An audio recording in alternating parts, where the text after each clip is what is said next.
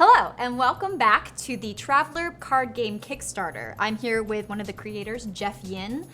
You've been asked a lot of questions in the past few days about the Kickstarter, about the game, one of which is your existence. Do you exist? And I'm here to say, yep, existence confirmed. Yeah.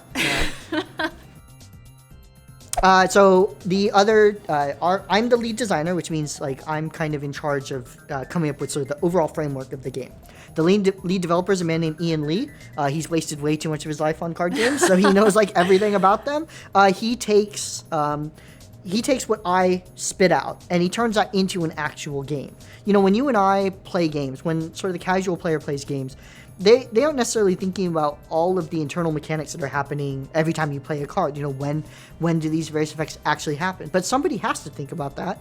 That's our lead developer, Ian Lee. The innards of the process. Exactly. You know, it's called timing in the industry. You know, how these cards actually work and when they do the things they say they do. So Ian has done a great job translating my design into a workable game. I think the number one question we've received from people is about the state of development of the game at present. You know, people, there's a lot of great projects on Kickstarter, but there are some not so great, right? So I think people have a very reasonable concern that if they pledge, they're pledging to something that actually exists as a game. And I can say that, yes, you know, our game is at a fully developed stage. You know, the cards that we're offering currently are fully developed. We have the rules. If people didn't care about art, if plain pieces of paper sold, they could play tomorrow. So the single largest cost that we have is art. Every card needs its own art, and because we don't have an in-house artist, we do that with freelancers. We are not working with just any single one person because we sort of like a range of aesthetics, and also if we work with multiple artists, we don't have a logjam situation. You know, if something happens to one guy, we can sort of shift cards around. But if he's our only guy or our main guy, well then, we're in trouble. So that's why we've chosen to go with a range of freelance artists. Okay, you have a bevy of artists to choose from, and so each individual card is going to have kind of a life of its own. Really. Exactly. And I mean, I think when you have a range of styles, one of the issues is sort of blending them together. But we have a pretty thorough selection process. Mark Miller has to screen all of the content before we release it. So we really are committed to bringing sort of the highest quality product available that we can. Awesome. Okay, you've heard it from the man himself. We're going to actually do some gameplay so you can see what some of the cards entail, what information is going to be on them, and how to go through and win a game. Yeah. And if I lose, it's because I let you win. All right, fair enough. Okay, so on our first round, we have chosen our ships. I chose the Type S Scout. All right, and I'm going to play the Free Trader. Okay, great. Now, what determines who goes first? It's our initiative values. All right, I have an initiative value of 5. And I have a 3. Okay, so I choose. Yep. You go first. Yay, I win. Okay, so in a 2-player game, we would each put out 2 contracts. Okay. So that we have a total of 4 out. And that comes from our adventure deck. That's right. All right. So you play a contract. Contract. Okay. And then you play a complication face down to each one. Okay. All right. Now, for each of these contracts, can any captain pursue any contract? Yes, you can pursue your opponent. You can pursue your own. It's up to you. Okay. It's a wide open job market. Great. All right. So then go ahead and draw 7 cards. Okay. So I have no crew in my hand, so I get to put my 7 cards back, reshuffle my deck, and draw 7 new cards. Okay.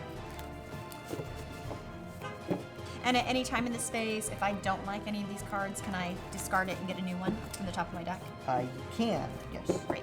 So we are in the administration phase where, as you mentioned, you can pitch any cards you don't want and refill your hand back up to 7. You can also restore wounds to wounded crew, but obviously at the start of the game, we don't have any wounded crew. Okay. So we would move directly to the adventure phase. Okay. Where, in initiative order, we draw a card and we play it as a complication face down on a contract.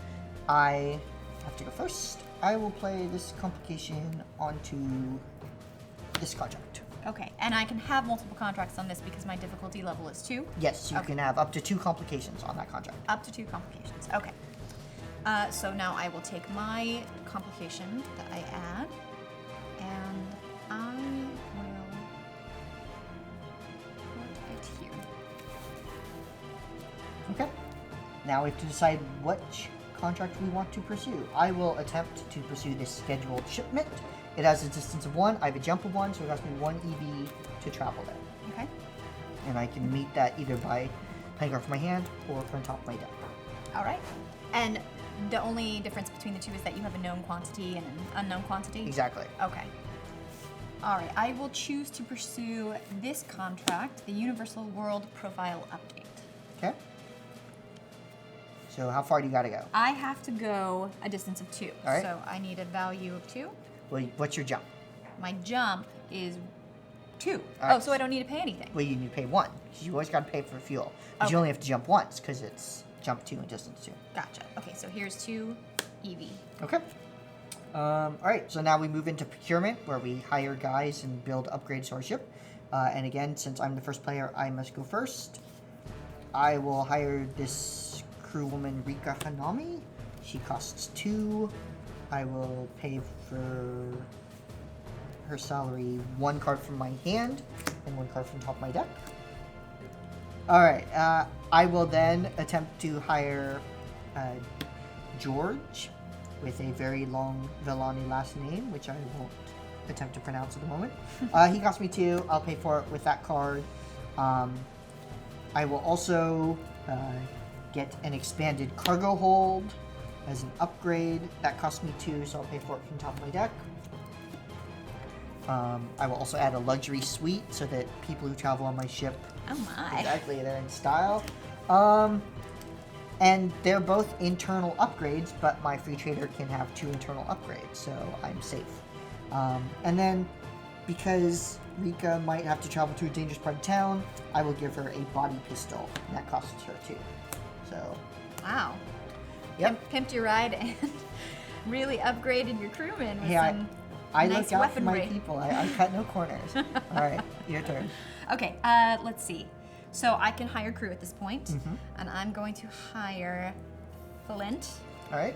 who's an outlaw, and I will pay his. So he costs 2. Right. Okay. I'm gonna pay from the top of my deck. 2. Woo woo.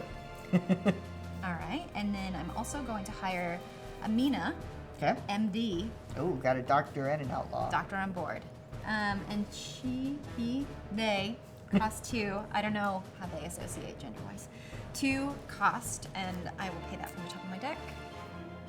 1 and 1. All right. Is there anything else you want to procure, or are you done? I believe I'm done. Okay. So then we move to the action phase. Again, I'm the first player, so I have to take the first action. I can see that my contract has a bonus admin, and I have a crewman who can gain the admin skill. So that's what I'm going to do. I'm going to take an action to pay 1 to gain the admin skill. So for the end of the round, he has admin. Okay. All right. So now it's your turn to take an action. Okay. What can I do as an action? I can attack with the crewman. I can do what else? So you can activate any of your crewman's abilities that are actions. Okay. You can. And the actions are found on the bottom of the cruise. That's correct in their card. text box. Okay. You can also do any heroic action you may have in your hand. Those are the gold templated cards. Okay, I don't have any of those. All right. And then also frequently your upgrades may give you actions as well. Okay, so I can see on my contract that if I have a science, if I have science, I can get an extra value point. Mm-hmm. So I will, or an extra victory point, excuse me. So I will. I see on Amina that I can gain science until the end of the round if I pay 1. Right. So I will do that. Okay. Okay, so there's 1. All right. So do I tap her? If it Him. has a little E symbol, that means exhaust, which yes, you do. Okay. All right. So then it's my turn to take an action. Rika has a gun, so it lets her exhaust to inflict 1 wound on a crew. So I will shoot Flint for 1. Okay. So he's taken 1 wound.